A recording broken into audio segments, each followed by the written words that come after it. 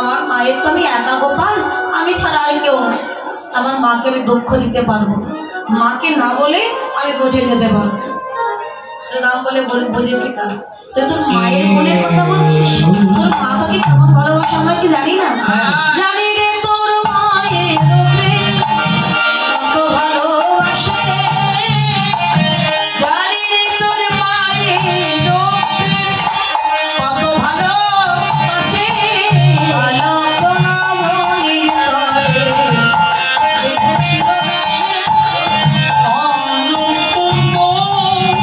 তরে দেখেছিল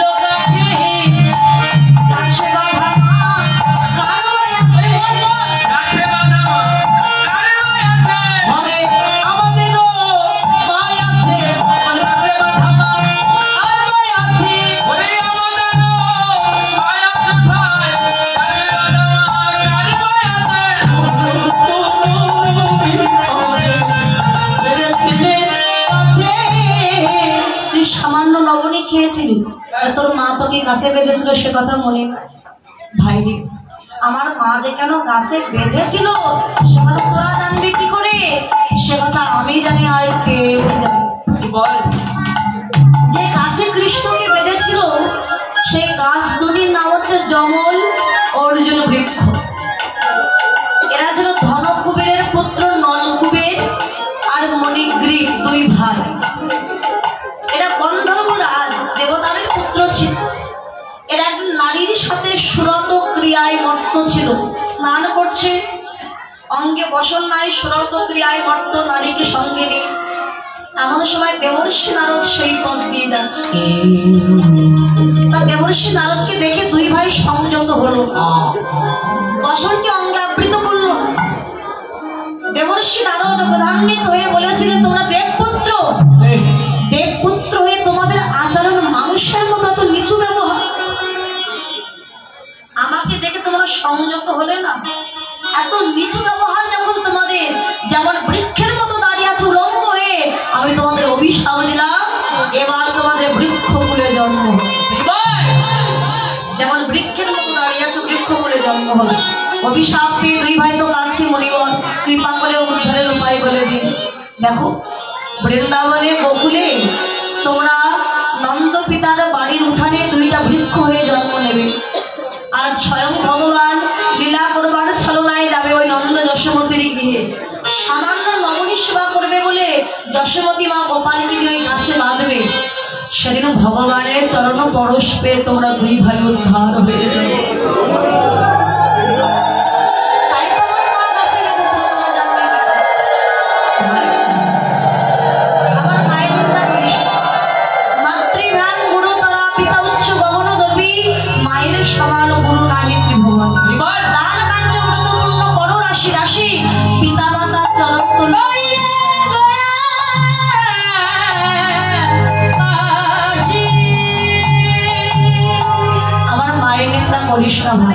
মায়েরও পালিত দেহ জন্ম তাহা হইতে কোটি জন্ম মায়ের ঋণ কেশ দিতে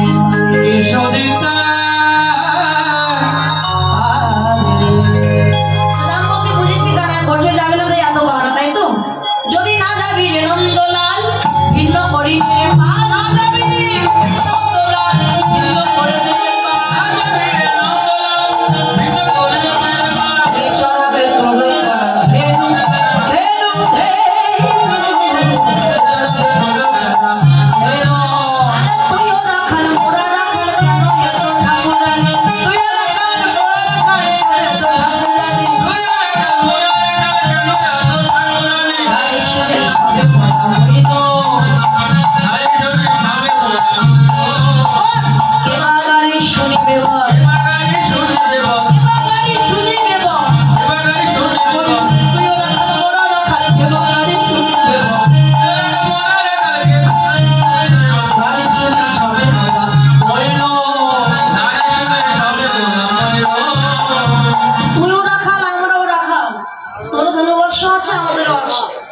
তোকে এত সারতে হবে কেন?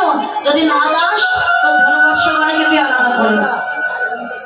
তুই যেমন চোর, তোর স্বভাব চোর, তোর ধনবৎস চোর, তোর পরের মুরলিও চোর। তুই চুরি করিস কি গোপীদের ঘরে ক্ষীর সর লবণী ছানা মাখন। আর ধনুবৎস চুরি করে কি আমাদের ধনুবৎস মাটিকে কচি কচি ঘাস সেবা করে। আর তো ধনুবৎস মাথা উঁচু করে দেখে কার খেতে ধান লাগানো, কার খেতে শস্য লাগানো আছে।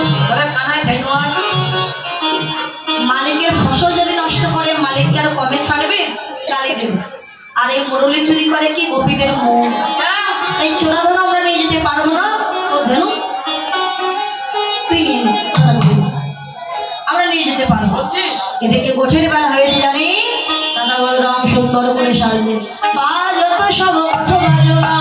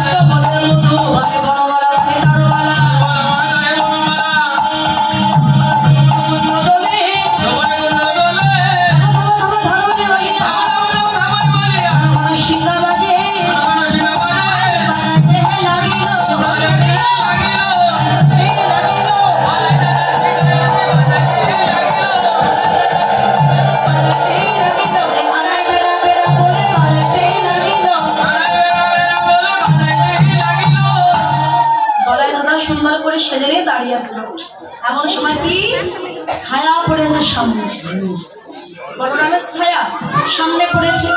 ছায়াকে দেখে বলরামের এটুকু জ্ঞান নেই ওটা আমারই ছায়া। ছায়া দেখে বলে কে কে কে কে কে কে কে রে তুই, কে কে কে কে কে কে কে রে তুই,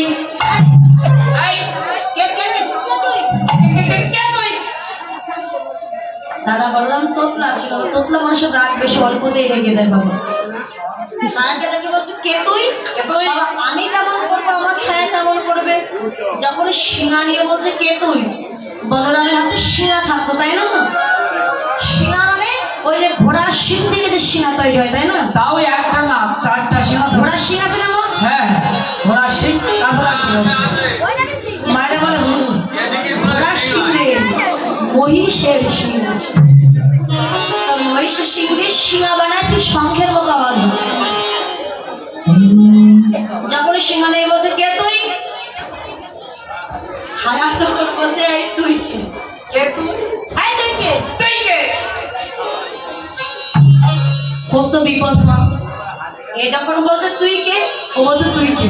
হ্যাঁ লড়বি নাকি, লড়বি নাকি, লড়বি লড়বি। পারবি না, মাথা নিচু করে দিয়েছে। পাপা পারবি না তো, পারবি না তো, পারবি না তো, পারবি না তো। জানিস এই এই আমার সাথে কানাই আছে, আমার সাথে পারবি না তো, আমার সাথে পারবি না, আমার সাথে কাক কাক কাক কাক কানাই আছে। এ যখন বলে কাক কাক কানাই আছে, ছায়া তখন দেখে সেটা কথা বলতে পারে না কিন্তু দেখাচ্ছে তো একই রকম কাক কাক কাক কানাই আছে। এই আমার সাথে তুই যুদ্ধ করার জন্য আমার কাছে তাই না, ডাকিব নাকি, ডাকিব নাকি, ডাকিব নাকি, আমার ভাই কানাই কে ডাকিব নাকি, ভাই কানাই কে ডাকিব নাকি, কানাই বলে ডাক দিয়েছে, কানাই কে ডাকিব নাকি, কানাই বলে ডাক দিয়েছে, কানাই কে ডাকিব নাকি, কানাই কে ডাকিব নাকি, কানাই কে ডাকিব নাকি। কানাই কানাই যখন বলে ডাক দিয়েছে, কানাই তো বুঝতে পেরেছে দাদা আমায় কেন ডাকছে। শুধু অন্তর্যামী কৃষ্ণ বসে আছে মায়ের কোলে, সুদর্শন চক্র পাঠিয়েছে। চক্র তুমি কি সূর্যকে ঢেকে দাও। এখন যেমন সূর্যের আলোয় সব আলোকিত, আপনি ওখানে রোদ থেকে দাঁড়ান, ছায়া পড়বে। সূর্য যখন না থাকবে, মেঘের আড়ালে ঢাকা পড়ে যাবে, তখন কিন্তু ছায়া দেখতে পাবেন। যখন সুদর্শনে গিয়ে ছায়া ঢেকে দিয়ে সূর্য ঢেকে দিয়েছে, তখন বলরাম নিজের ছায়াকে আর দেখতে পেল। দেখতে পালালি নাকি পালালি নাকি নাম শুনে তুই পালালি নাকি সে মানছে কৃষ্ণের নাম শুনে পালিয়ে গেছে। এবার ভাই গাড়ি আসছে না দেখে আর বিলম্ব না করে কানতে শ্রীরামের কথা